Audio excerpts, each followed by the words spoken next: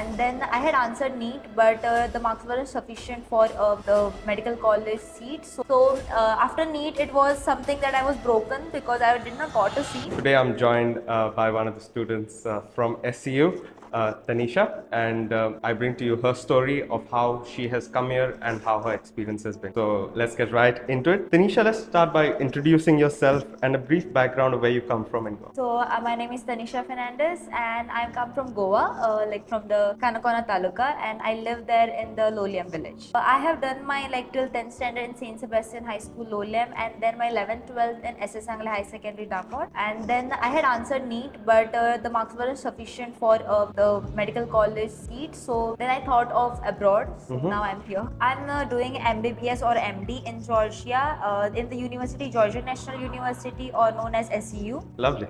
Tanisha, what has inspired you to choose the path of medicine and becoming a doctor? So it was my childhood dream to become a doctor. Like basically, one of my cousins, she's itself a doctor. Okay. So looking at her, she gave me the inspiration how she juggles with the people and helps the community or the patients. So it always made me inspired me to become a doctor and help people. So then one of my neighbors, she approached me. She is also in this university. She approached me saying that you can do it from abroad. So then I contacted the consultation and I got into this university. Lovely.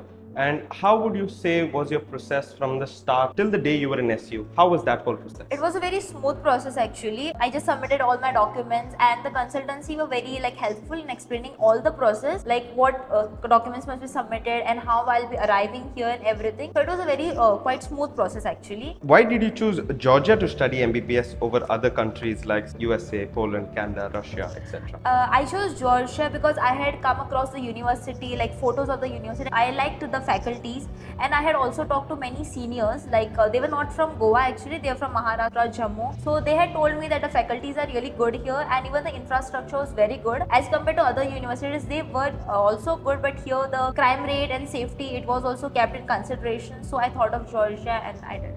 Coming to that important point that you said, a lot of our Indian parents want to know, they've not sent their children even outside Goa sometimes. Yes. So how would you say Georgia is when it comes to safety and especially for girls? So basically, as a girl, and I'm also a single child, so it was also very difficult for my parents to send me out of Goa. It is very nice here. It is really safe because I haven't, till the day I have come here, I'm here from November 2023, and I haven't seen anything unsafe here till date. Correct. And I also have classes at 9, 8, and I'm able to walk through, and I walk and go. So even in buses or walking, it's very safe to go at night and anything. So I feel it's good. That's really good. How hard would you say is it for our Goan students to settle into this environment It with is, the food, shops? I would say with the shops, it's kind of fine. You'll get anything like snacks or something like chips and everything. But with the food, so Goans, they don't basically stay with pulses and Yes. everything. Staying in a hostel, I eat pulses for almost 7 days. Correct. And it's very difficult for me because Okay. when I was in Goa, I used to have pulses almost maybe 10 times in a month, rarely. Yeah. And now here, and it was basically seafood, non-veg, but you have to adjust. And sometimes maybe you can order because there are a lot of Indian restaurants here. Don't taste like Goan, but you have to adjust somehow. But it's really good. I would say it's probably the hardest to find Yes, Goan food yes. anywhere outside Correct. Goa itself because for obvious Almost all the reasons. Goans are craving for Goan food right now. So how has our hostel experience been as a girl with curfew, with the hostels and with the food at the hostels? How has that experience? So in the hostel, we have curfew from 10. So after 10, you can't go out. And if you want, if your friend's birthday party or anything is there, you just have to text the warden or anyone that you will be late by this time and where you are going exactly, so that they know your location. That's the thing about curfew. And being in a hostel, it feels like a home to me because I have made many friends. You meet people from all over India. Correct. Currently, I have friends from Mumbai, Jammu, Gujarat, and everywhere. I have tasted their food, their cultures. I have gone through their cultures and everything. So it's a great experience to meet people out of your culture. Correct. And to even show your culture, Yes, I would and say. we share the cultures. We celebrate their festival, they celebrate our festival. So it's kind of good. Coming back to the university, how do you feel is the infrastructure, the teaching facility and the teaching faculty in particular? So in Georgia National University, I feel the teaching faculty as well as the infrastructure of the university is quite good. It's actually really well. In the libraries also, we have a very large space. And if you want your personal privacy, only you, there are domes or kind of cubes in there. So you just get your privacy privacy and can study there. Next thing about the faculty is that they are very nice in teaching, and even for care there are dummies in there, and you have to practice on them. Yeah. You can ask the teachers whenever you want, and they'll help. They are always there to help you. And about academics is basically you have quizzes and everything. Like in India or Goa, we have the midterm exams or the internals. Yes. So basically internals here are the PPT presentation on any given topic or quizzes on 2-3 topics together. Correct. So that's about academics and the university. So it's not just straight teaching, it's very Yeah. interactive as Yes. well with the We have teachers. lectures. In lectures, there are almost 4 to 5 groups. Okay. And in seminars, it's just one group with a maximum capacity of students is 20 to 25. 20 to 25. Yes, so the teacher can pay attention to each of the student. Correct. And say you have a doubt or you did not understand a particular thing. Yes. Would you say the teachers are approachable? You can sort of go and ask them your questions straight away? Yes, really approachable, because during lectures you can't ask genuinely because it's like it gets very hectic. Correct. But during seminars, if you have any question, you can just ask them and they will explain not just to you, but they will explain to the entire class. Oh, that is lovely. Yes. So your doubt, they will make sure all the other Yes. students have understood Yes. as well. I think that's a very important fact when it comes to the teaching faculty, because a lot of parents may say, oh, my child is going to another country. Will the teachers be able to give that attention? So that attention is given to students right from their first semester. So that is very good.